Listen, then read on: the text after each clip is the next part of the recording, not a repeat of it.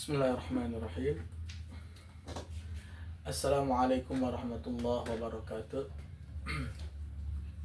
Alhamdulillahirabbil alamin wa bihi nasta'in ala umuri dunya waddin, wassalatu wassalamu ala asyrafil anbiya'i wal mursalin sayyidina wa maulana Muhammadin wa ala alihi wa sahbihi ajmain, amma ba'du. Para pemirsa dimanapun berada, mudah-mudahan dalam situasi keadaan yang baik dan segala apa yang diniatkan, yang dicita-citakan segera dikabul, diijabah oleh Allah Subhanahu wa taala. Seperti biasa pada waktu kali ini Al-Fakir ingin berbagi ilmu. Mudah-mudahan ada manfaatnya buat saya dan juga buat para pendengar budiman dimanapun berada. Kita sudah tahu, sudah mengerti bahwa ibadah kepada Allah adalah dengan salah satunya dengan ritual sholat, menyembah kepadanya, yang mana sholat itu adalah hal utama bagi diri seorang muslim. Karena ciri orang muslim salah satunya adalah yaitu menyembah dengan cara beribadah sholat. Pasti setiap muslim yang beragama Islam sudah menjalankan ritual ibadahnya dengan baik atau bahkan pengen ibadah itu menjadi yang terbaik. Siapa yang tidak mau begitu?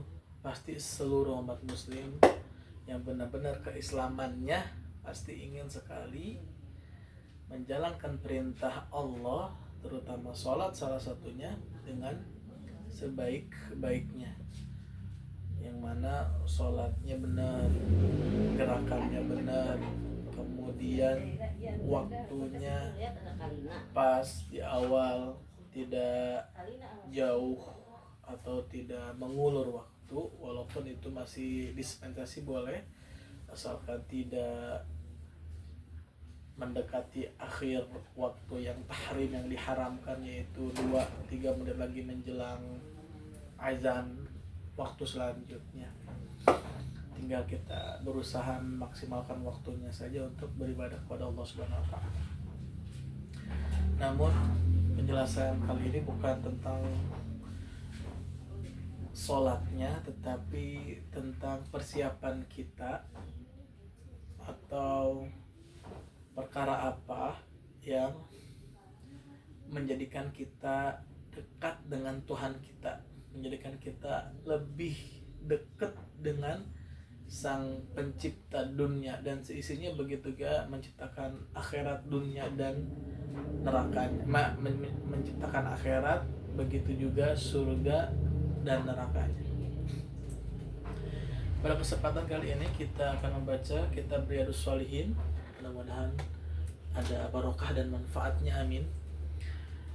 Dijelaskan di sini, Bismillahirrahmanirrahim. Wa an Abi Hurairah radhiyallahu anhu anna Rasulullah sallallahu alaihi wasallam qala. Dan diriwayatkan oleh Abu Hurairah bahwasanya Nabi Muhammad sallallahu alaihi wasallam bersabda, Allahumma shalli wa sallim wa barik alaihi, aqrabu ma yakunul 'abdu min rabbih wa huwa sajid. Perkara yang menjadikan hamba itu lebih dekat dengan Tuhannya, dengan Allah, adalah perkara wa huwa sajid, dalam keadaan bersujud. Dalam bersujud, maka itulah bentuk sebuah ritual yang paling mendekatkan dirinya, seorang hamba itu mendekatkan dirinya kepada Allah Subhanahu wa taala. Faksirud doa, maka perbanyaklah berdoa. Rawahu Muslim, diriwayatkan oleh Imam Muslim. Dalam kitab ini dijelaskan bahwasanya perkara yang menjadikan orang itu dekat dengan Allah, dengan Tuhannya adalah perkara sajid, yaitu orang yang sedang sujud. Yang mana kita ketahui bahwasannya perkara yang mulia di antara tubuh kita, anggota badan kita dari atas sampai bawah sampai kaki, maka yang paling terpenting adalah kepala, karena di situ bentuk penghormatan. Tidak mungkin ada yang mau disentuh kepalanya dengan kasar, apalagi di sembarangan tepuk, pasti orang tersebut akan marah. Karena kepala dari tubuh manusia adalah salah satu bentuk yang paling utama. Makanya ketika diajak sujud mau, dia artinya merendah. Kemudian pada waktu sujud itu dia sedang dekat dengan Tuhannya, dengan Allah Subhanahu wa taala. Jadi apakah kita memang sudah dekat dengan Allah apa belum? Apakah kita menunggu sholat, ataukah kita hanya sekedar melaksanakan sholat? Apakah kita semangat mendirikan perintah Allah, menjalankan perintahnya atau tidak? Terutama tentang sujud tersebut. Karena anggota badan kita sedang sujud menyembah kepada Allah Subhanahu wa taala, yang mana di situ kata Abu Hurairah atau dalam hadis Nabi Muhammad SAW, Allahumma sholli wa barik alaihi, adalah bentuk sedekat-dekatnya hamba kepada Tuhannya, yaitu tentang sujud. Yang mana kita diperintahkan dalam satu hari 5 waktu. Jadi 5 waktu kita lakukan menyembah kepada Allah yang wajib saja. Nah, mudah-mudahan dengan waktu 5 waktu itu kita maksimal beribadah kepadanya, dan ketika di sujud akhir fa'aksirud du'a, maka perbanyaklah memohon apa saja, terutama dengan doa-doa yang diajarkan oleh Nabi dengan menggunakan bahasa Arab. Tapi pertanyaannya, kita dengan sujud tersebut apakah sudah damai dengan diri kita? Apa sekedar hanya menjalankan kewajiban doang, aktivitas ritual doang? Daripada itu, perbaharui sujud kita, karena keadaan sujud adalah keadaan yang mulia. Kalau kata orang-orang yang punya kata-kata motivasi, disebutkan kita sujud berbisik ke tanah, ke bumi, terdengar di langit sana. Artinya Allah senang dengan hamba yang beribadah, dengan sujudnya, dengan banyak doanya. Nah, terutama yang selanjutnya adalah doa. Memperbanyak doa ketika sujud, artinya sujud tersebut adalah sujud sendiri. Jangan sampai kita menjadi imam, kemudian kita sujud lama.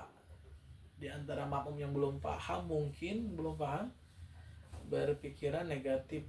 Ini makmum, ini imam kenapa sujudnya lama sampai beberapa menit? Nah, maka daripada itu, yang dimaksud tersebut terutama sujud bagi orang-orang yang sholatnya sendiri. Ya boleh-boleh saja sujud agak-agak lama ketika kita menjadi imam, tapi jangan terlalu lama. Banyak perasaan atau prasangka jamaah yang tidak baik. Nah, kemudian tadi paksiru doa, maka setelah sujud lama kemudian banyak doa. Maksudnya sujud lama sekalian berdoa. Nah, doa itu artinya meminta dari seseorang atau dari makhluk kepada sang kholik, dari seorang yang rendah kepada yang maha mulia. Itu doa artinya, bukan yang salah kafrah. Doa adalah menyuruh Allah untuk mengabulkan hajatnya. Nah, itu kurang tepat. Tetapi doa adalah memohon dari seorang hamba, dari seorang hamba yang rendah kepada Tuhannya yang maha mulia atau yang maha tinggi. Itu yang namanya doa. Bukan memohon untuk memerintahkan Allah mengabulkan doanya, enggak seperti itu. Tetapi adalah doa itu yang dimaksud meminta dari seorang hamba yang rendah kepada zat yang mulia. Tetapi kalau zat yang mulia menyuruh sesuatu amr atau perkara yang wajib atau yang sunnah, itu memerintahkan dari yang mulia kepada yang rendah. Artinya kalau perintah itu biasanya dari atasan, dari yang mulia, yang tinggi kepada yang rendah. Tidak bisa yang rendah, yang kita rendah sebagai manusia memerintahkan kepada Allah, nggak bisa. Maka daripada itu doa itu permohonan seorang hamba yang hamba itu rendah, tidak ada daya dan kekuatan kecuali atas izin Allah, meminta kepada Allah agar doanya diijabah atas perintah Allah untuk selalu berdoa. Ini doa permohonan seorang yang lemah kepada Sang Khalik, pencipta yang luar biasa, maha kekuatannya, Al-Qawi, yang sangat kuat, tidak ada kelemahan sedikit pun. Tetapi ketika Allah memerintahkan kepada hambanya, maka tetap Allah maha tinggi, maha mulia, menyuruh hambanya untuk beribadah, yaitu hambanya kita nih yang rendah. Jadi doa meminta kepada Allah bukan untuk menyuruh Allah mengabulkan kita, tetapi kita merasa rendah di hadapan Allah, makanya kita meminta kepada yang tinggi, kepada Allah Subhanahu wa taala. Maka daripada itu, doalah dengan sebaik-baiknya, dengan baik, dengan khusyuk, menghadirkan hati kepada Allah Subhanahu wa taala.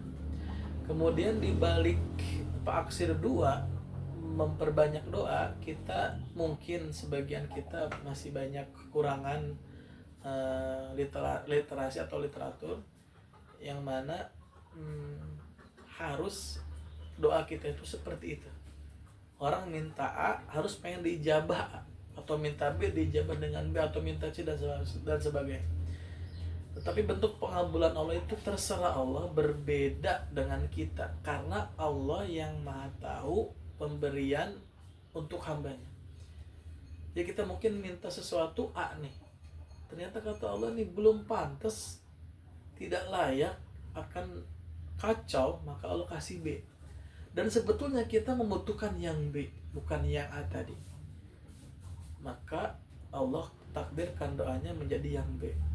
Bukan berarti Allah tidak bisa mengabulkan, sangat-sangat bisa. Namun di balik sisi yang lain, kita meminta sesuatu, Allah kabulkan dengan sesuatu yang lain, agar menyadari dirinya tidak berkuasa dengan sesuatu itu. Nah, itu saja dari Al-Fakir, mudah-mudahan bermanfaat bagi kita semua. Maka daripada itu, mari kita sujud dengan sebaik-baiknya, menyembah kepada Allah, dan di dalam sujud itu kita banyak berdoa kepadanya. Terima kasih sudah beberapa menit dari pertama sampai sekarang menyaksikan. Saya ucapkan terima kasih banyak lagi karena sudah mau menonton, menyaksikan video saya Zainul Cece, yang mudah-mudahan setidaknya ada ilmu yang diambil walaupun sedikit, dan mudah-mudahan bermanfaat bagi kita semua. Amin ya rabbal alamin. Tolong dibantu, di like, di subscribe, di komen boleh, kemudian di share agar mendapatkan pahala buat kita semua. Hadanallahu wa iyyakum ajmain. Wabillahi taufiq wal hidayah. Wassalamualaikum warahmatullahi wabarakatuh.